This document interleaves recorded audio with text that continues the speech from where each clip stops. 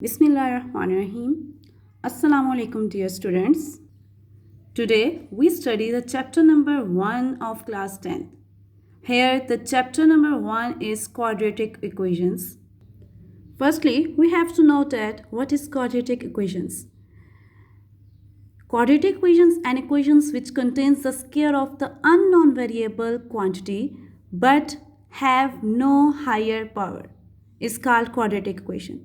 जैसा कि इस डेफिनेशन में ये क्लियर है कि क्वाड्रेटिक इक्वेशंस वो इक्वेशंस हैं जिनमें अननोन वेरिएबल की पावर या अननोन वेरिएबल की हाईएस्ट डिग्री जो है वो आपके पास 2 हो। यहाँ पर देखा जाए तो आपके पास जनरल फॉर्म लिखी हुई है इसकी ax² + bx + c = 0। तो यहाँ देखा जाए इस इक्वेशन में आपके पास अननोन वेरिएबल x है, a, b और c आपके पास कांस्टेंट्स हैं। अब यहाँ देखें तो अननोन वेरिएबल की हाईएस्ट डिग्री जो है वो आपके पास 2 है। आगे उन्होंने फर्दर कंडीशंस दी हैं कि इस इक्वेशन में ये मस्ट होना है कि आपके पास a जो है वो 0 के इक्वल ना हो, जबकि a, b और c आपके पास रियल नंबर्स हैं। जैसा कि आप लोगों को मालूम है कि रियल नंबर्स वो नंबर्स हैं जिनमें पॉजिटिव और नेगेटिव नंबर्स होते हैं और डेसिमल पॉइंट्स भी होल्ड करते हैं। तो यहाँ आपको ये कंडीशन क्यों दी गई है कि a को 0 नहीं होना चाहिए? तो इसकी वजह ये है कि आप देखें जैसे ही इस इक्वेशन में आपके पास a जब 0 हो जाएगा तो ये आपके पास जो है ये टर्म तो कैंसिल हो जाएगी, 0 हो जाएगी। जब ये टर्म 0 हो जाएगी तो रिमेनिंग आपके पास रहेगा bx + c = 0। अब देखें तो bx + c = 0 में आपके पास x की पावर क्या रह गई? x की पावर तो यहाँ पर 1 है, तो वहाँ पर जहाँ आपके पास फर्स्ट डिग्री इक्वेशन हो उसको आप बोलेंगे लीनियर इक्वेशन, और जहाँ आपके पास सेकंड डिग्री इक्वेशन हो उसको आप बोलेंगे क्वाड्रेटिक इक्वेशंस। इस remember that if a is equal to 0 is ax² + bx + c = 0, then it reduces our linear equation bx + c = 0। जैसा कि मैंने आपको पहले ही ये बता दिया कि अगर आपके पास a 0 हो जाता है तो आपके पास रिमेनिंग इक्वेशन रहेगी bx + c = 0। तो ये आपके पास कौन सी इक्वेशन हो जाएगी? लीनियर इक्वेशन, बिकॉज यहाँ पर अननोन वेरिएबल की पावर जो है वो आपके पास 1 रह जाएगी। ये आपके पास जनरल फॉर्म है क्वाड्रेटिक इक्वेशंस की। फर्दर आगे आपके पास क्वाड्रेटिक इक्वेशंस की एग्जांपल्स हैं। इन एग्जांपल्स में आप देखें तो इन तीनों एग्जांपल में आपके पास सेकेंड डिग्री इक्वेशंस है। इट्स का मतलब है अगर आप फर्स्ट एग्जांपल को देखें तो इसमें आपके पास अननोन वेरिएबल x है। x की यहाँ पर पावर देखें तो यहाँ पर पावर x की 1 है, जबकि यहाँ पर x की पावर 2 है। तो देखें तो यहाँ पर हाईएस्ट डिग्री आपके पास 2 आ गई। तो ये आपके पास क्वाड्रेटिक इक्वेशन है। इन शॉर्ट वो इक्वेशन जिसमें आपके पास हाईएस्ट डिग्री 2 होगी अननोन वेरिएबल की, वो आपके पास सारी की सारी कौन सी होंगी? Quadratic equations. और अगर आपके पास ऐसी इक्वेशन हो जिसमें आपके पास अननोन वेरिएबल की हाईएस्ट डिग्री 1 हो तो आपके पास कौन सी हो जाएंगी? Linear equations.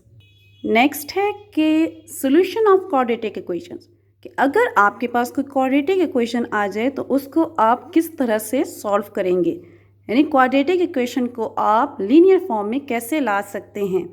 फर्स्ट जो है वो है बाय फैक्टराइजेशन। फैक्टराइजेशन आपने 9th क्लास में सीखी है कि जब आपके पास कोई क्वाड्रेटिक इक्वेशन हो तो उसको फैक्टर्स उसके कैसे बनाए जा सकते हैं। सेकंड है बाय कंप्लीटिंग स्क्वायर, ये मेथड आप 10th क्लास में पढ़ेंगे।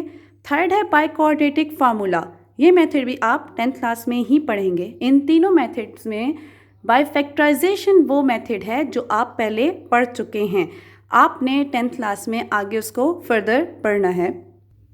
नेक्स्ट है प्योर क्वाड्रेटिक इक्वेशन। तो प्योर क्वाड्रेटिक इक्वेशन कौन सी इक्वेशंस हैं? कि ऐसी इक्वेशन जिसमें आपके पास भी जो कांस्टेंट है वो 0 हो जाए तो उसको आप प्योर क्वाड्रेटिक इक्वेशन बोलेंगे। लाइक इसमें जनरल फॉर्म में देखें तो आपके पास इक्वेशन है ax² + bx + c = 0। अगर इस इक्वेशन में बी टर्म को ज़ीरो कर दिया जाए तो रिमेनिंग रहेगा, अगर आपने जब इसको ज़ीरो कर दिया तो रिमेनिंग आपके पास A x square plus C is equal to zero रह गया। सो इस फॉर्म में जो इक्वेशन होगी वो आपके पास होगी प्योर क्वाड्रेटिक इक्वेशन। इसकी फर्दर एग्जांपल आप देख सकते हैं। इस टाइप की जितनी भी इक्वेशंस होंगी उसको आप प्योर क्वाड्रेटिक इक्वेशन बोलेंगे, जिसमें आपके पास बी वाली टर्म ज़ीरो हो जाए, यानी आपके पास सिर्फ और सिर्फ सेकंड डिग्री में, यानी ऐसा वेरिएबल जिसकी आपके पास डिग्री 2 हो और उसके साथ कोई भी एक कांस्टेंट आए, लाइक 4 है या कोई भी ऐसा एक कांस्टेंट आ जाए, तो उसमें आपके पास जो इक्वेशन होगी वो आपकी होगी प्योर क्वाड्रेटिक इक्वेशन। यह है क्वाड्रेटिक फार्मूला। क्वाड्रेटिक फार्मूला आप किसी भी क्वाड्रेटिक इक्वेशन को इस फार्मूला से सॉल्व कर सकते हैं। जैसा कि हमने पहले ही देख लिया कि क्वाड्रेटिक इक्वेशन को 3 तरह से सॉल्व किया जा सकता है, by factorisation, by completing square and by quadratic formula. तो ये आपने ये तीनों तरीके जो हैं इसी चैप्टर में क्वाड्रेटिक इक्वेशंस को सॉल्व करने के पढ़ने हैं। अब जैसा कि आप देखें, क्वाड्रेटिक फार्मूला के बाद आपके पास जनरल फॉर्म लिखी हुई है क्वाड्रेटिक इक्वेशन की, which is a x square plus b x plus C is equal to zero. तो यहाँ पर अननोन वेरिएबल आपके पास x है। जो अननोन वेरिएबल होगा वो आपने यहाँ राइट करना है, जिसको आप फाइंड आउट कर सकते हैं। सो यहाँ पर बेसिक क्वाड्रेटिक फार्मूला है x is equal to minus b plus minus square root b square minus 4ac by 2a। आगे एक फर्दर एग्जाम्पल हमने लिखी है। इस एग्जाम्पल में देखें तो आपके पास अननोन वेरिएबल जो है वो आपके पास y है। तो फार्मूला में देखें तो फार्मूला में a, b और c 3 कॉन्स्टेंट्स यूज़ हो रहे हैं। अगर आप देखें इस इक्वेशन में तो जनरल फॉर्म के लिहाज से ये होनी चाहिए a x स्क्वायर।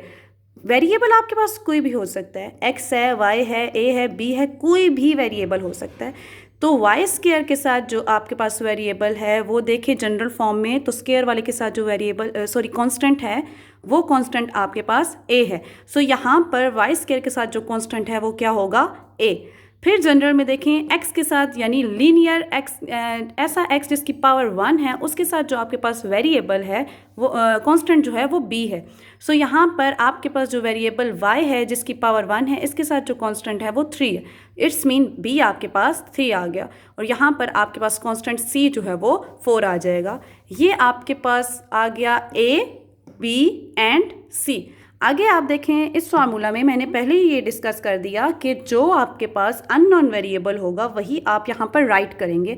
अगर यहाँ अननोन वेरिएबल z है तो आप यहाँ पर z राइट करेंगे। तो इस फार्मूला में, जनरल फार्मूला में, जहाँ b है वहाँ आप b की वैल्यू, जहाँ a है वहाँ a की वैल्यू, जहाँ c है वहाँ आप c की वैल्यू पुट करके फाइंड आउट कर सकते हैं किसी भी क्वाड्रेटिक इक्वेशन का सोल्यूशन। सो नेक्स्ट लेक्चर में इंशाल्लाह हम एक्सरसाइज 1.1 स्टार्ट करेंगे।